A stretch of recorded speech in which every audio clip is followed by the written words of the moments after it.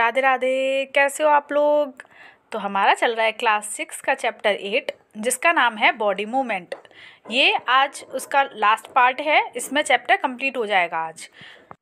इस चैप्टर में हमने कई सारी चीज़ें पढ़ ली हैं, जैसे जॉइंट्स के बारे में पढ़ लिया है डिटेल में, और जॉइंट मूव कैसे करती हैं ये पढ़ लिया है, और हमने बोन्स के बारे में पढ़ लिया है कि हमारी बॉडी में कौन कौन सी बोन्स कहाँ कहाँ पर प्रेजेंट होती हैं। तो अब स्टार्ट करते हैं आज की वीडियो। आज हम पढ़ेंगे जॉइंट्स इन एनिमल बॉडी। अब हमें ये पढ़ना है कि एनिमल बॉडी में जॉइंट्स होते हैं कि नहीं होते हैं, बोन्स प्रेजेंट होती हैं कि नहीं होती हैं। तो चलिए स्टार्ट करते हैं। एक एक्टिविटी दे रखी है, एक्टिविटी 5। इससे आपको सारी चीज़ें क्लियर हो जाएंगी। Observe an earthworm moving on soil in a garden, gently lift it and place it on a piece of filter paper. आपने अर्थवॉर्म देखी होंगी, गार्डन में वो सॉइल में मूव करती रहती हैं, तो आपको उनको उठाना है, मतलब किसी एक को उठा लो और एक फिल्टर पेपर पर रख दो उसको। ऑब्जर्व इट्स मूवमेंट, और उसकी मूवमेंट को ऑब्जर्व करके देखना है फिर आपको। Then place it on a smooth glass plate और any slippery surface. Observe its movement now. आपको क्या करना है, पहले उसको फिल्टर पेपर पर रख के देखना है, तब उसकी मूवमेंट देखनी है। फिर आपको उसको एक स्लिपरी सरफेस पर रख के देखना है, या तो आप ग्लास प्लेट पर भी रख के देख सकते हो। फिर आपको उसकी मूवमेंट देखनी है। तो आपको दोनों में मूवमेंट देखनी है कि आपको क्या अंतर दिखाई दे रहा है, वो कैसे मूव कर रहा है दोनों में। In which of the above two surface do you find that the earthworm is able to move easily? फिर आपको उन दोनों सरफेस पर जब आप रखोगे, एक फिल्टर पेपर पर और ग्लास पर रख के देखोगे, तो आपको ये देखना है कि वो किस पर इजीली मूव कर पा रही है। The body of earthworm is made up of many rings joint end to end. आपने अगर अर्थवॉर्म देखी होगी तो उसकी बॉडी जो होती है वो रिंग जॉइंट होती हैं, एक एंड से लेके दूसरे एंड तक, मतलब बीच बीच में रिंग प्रेजेंट होती हैं जिसके द्वारा वो मूव कर पाती है। An earthworm does not have bones, और अर्थवॉर्म में कोई भी बोन्स प्रेजेंट नहीं होती। It has muscles which help to extend and shorten the body. उसकी मसल्स ही उसको बॉडी को मूव करने में हेल्प करती हैं, यानी कि एक्सटेंड करती हैं और शॉर्टन, यानी कि बॉडी जो उसकी एक्सटेंड और शॉर्टन होती है वो मसल्स के द्वारा ही होती है। During movement, the earthworm first extend the front part of the body, keeping the rear portion fixed to the ground. जब वो मूवमेंट करती है तो उसका जो आगे का पार्ट होता है वो एक्सटेंड होता है, यानी कि आगे की ओर बढ़ता है, और पीछे के पार्ट को वो फिक्स करती है ग्राउंड में, ताकि वो आगे के पार्ट को एक्सटेंड कर पाए। Then it fixes the front end and releases the rear end. फिर जैसे जब वो आगे के साइड में एक्सटेंड करती है तो पीछे के पार्ट को फिक्स करती है, और जब वो पीछे के पार्ट को रिलीज करती है तो आगे के पार्ट को फिक्स करती है। इस तरीके से वो मूव कर पाती है। This makes it move forward by A small distance. फिर ऐसे ऐसे वो स्मॉल डिस्टेंस लेके मूव करती है। Repeating such muscles expansions and contractions the earthworm can move through soil. ऐसे ही रिपीटिंग प्रोसेस होता है, एक्सपेंशंस होता है, कॉन्ट्रैक्शंस होता है, इसी के द्वारा वो सॉइल पे मूव कर पाती है। The body secretes a slimy substance to help the movement. और अर्थवॉर्म की बॉडी जो है एक स्लीमी सब्सटेंस को सिक्रेट करती है जो उसकी मूवमेंट में हेल्प करता है। ये देखो, ये है अर्थवॉर्म का डायग्राम।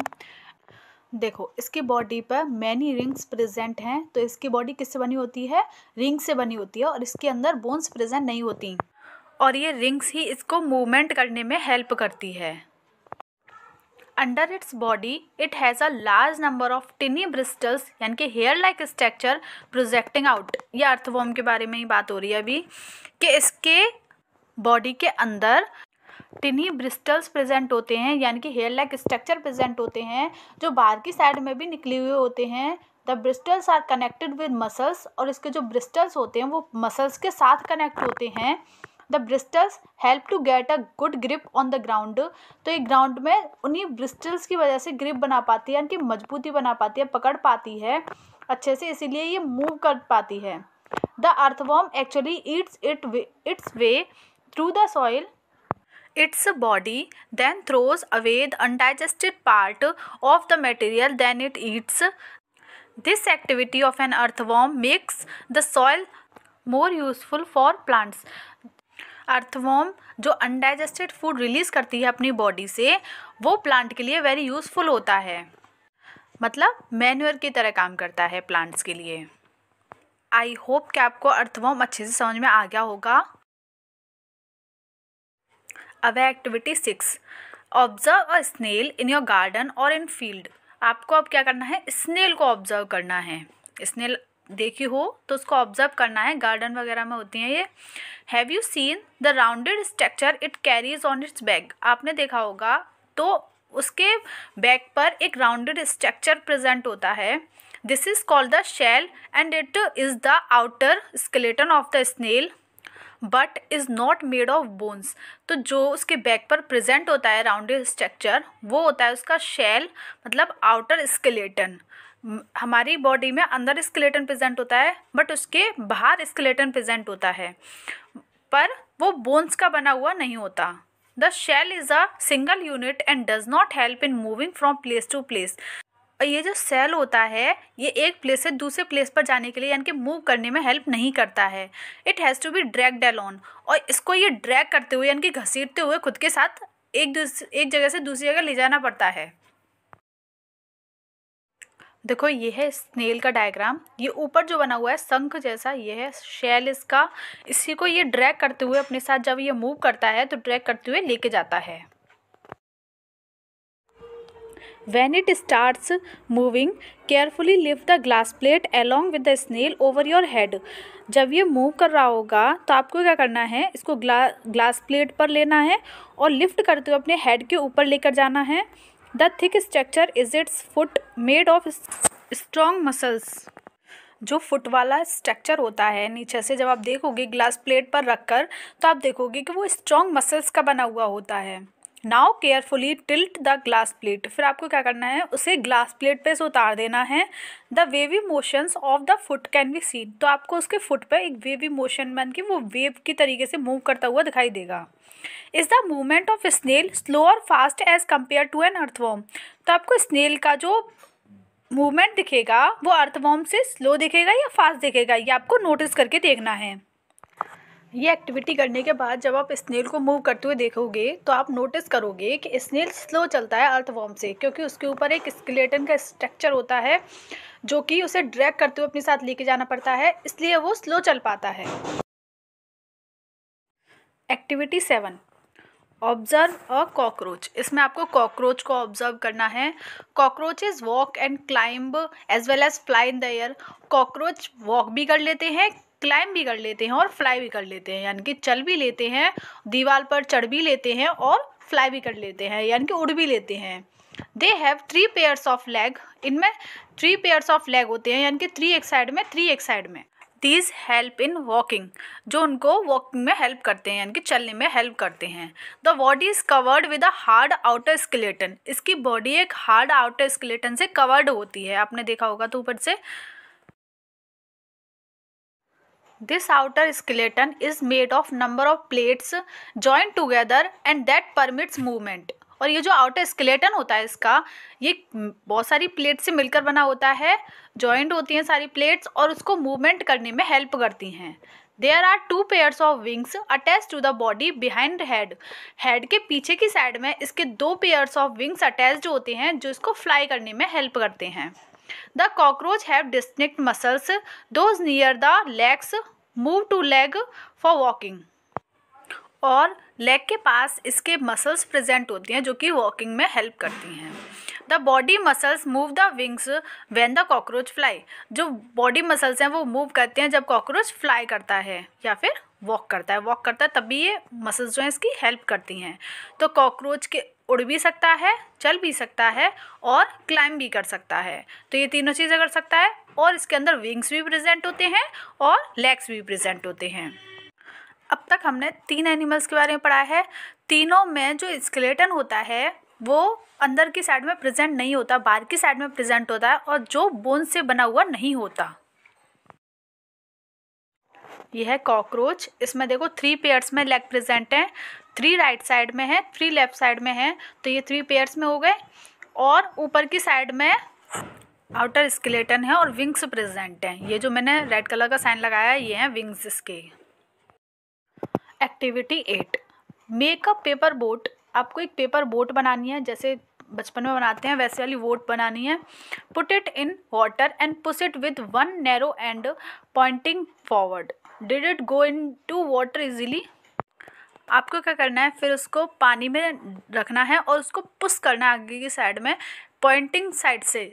जैसे पीछे से 2 पॉइंटिंग साइड होती है उसकी, जैसे हम पीछे से उसको धक्का मारते हैं तो ऐसे आपको धक्का मारना है धीरे से। Now hold the boat side way and push it now into the water from the broad side. Are you able to make the boat move in water when you push it from the side? Have you noticed that the shape of a boat is somewhat like a fish?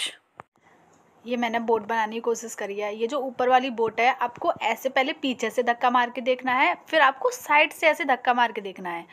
तो फिर आपको ये देखना है कि वो किधर की साइड से जल्दी से मूव करती है। और आप जब बोट बनाओगे तो आप ये देखोगे कि इसकी जो शेप होती है वो थोड़ी फ़िश की तरह शेप होती है।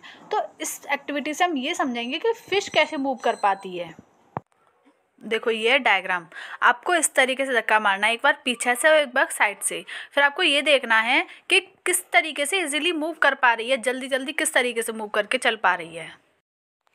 The head and tail of the fish are smaller than the middle portion of the body. The body tapers at both ends. This body shape is called streamlined body. देखो जो आपने fish देखी होगी तो उसका head और tell जो होता है वो तो स्मॉल होता है, मिडिल पोर्शन जो होता है उसका बड़ा होता है, और हेड और टेल मतलब मिडिल पोर्शन से छोटे होते हैं। तो इस बॉडी को हम क्या बोलते हैं? Streamlined body. The shape is such that water can flow around it easily and allow the fish to move in water. ये जो शेप होती है इसकी स्ट्रीमलाइंड बॉडी इस वजह से होती है कि ये वाटर में इजीली मूव कर पाए, इसलिए ये आगे से थोड़ी ऐसे होते हैं नुकीली टाइप।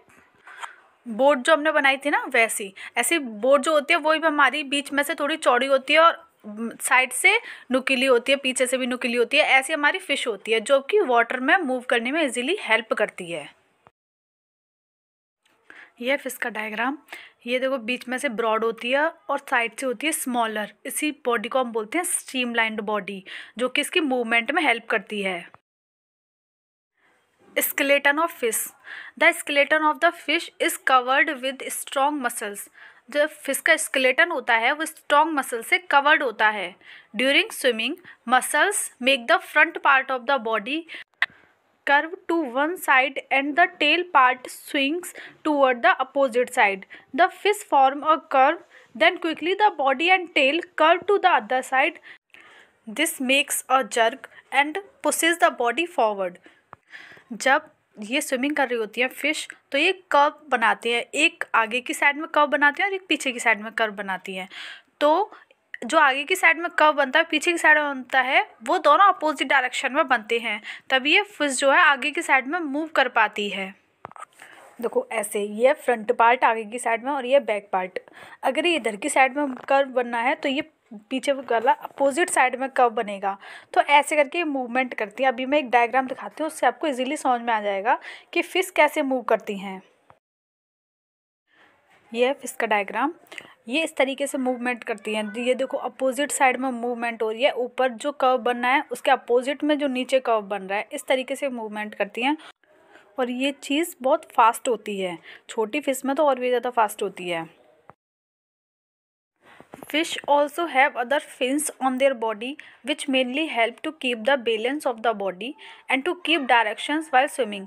फिश के ऊपर अलग अलग तरीके के फिन्स भी प्रेजेंट होते हैं जो कि उसको स्विमिंग करने में हेल्प करते हैं और उसकी बॉडी को बैलेंस भी करते हैं पानी के अंदर, जिससे वो एक ही डायरेक्शन में मूव कर पाती है, एक ही डायरेक्शन में स्विम कर पाती है।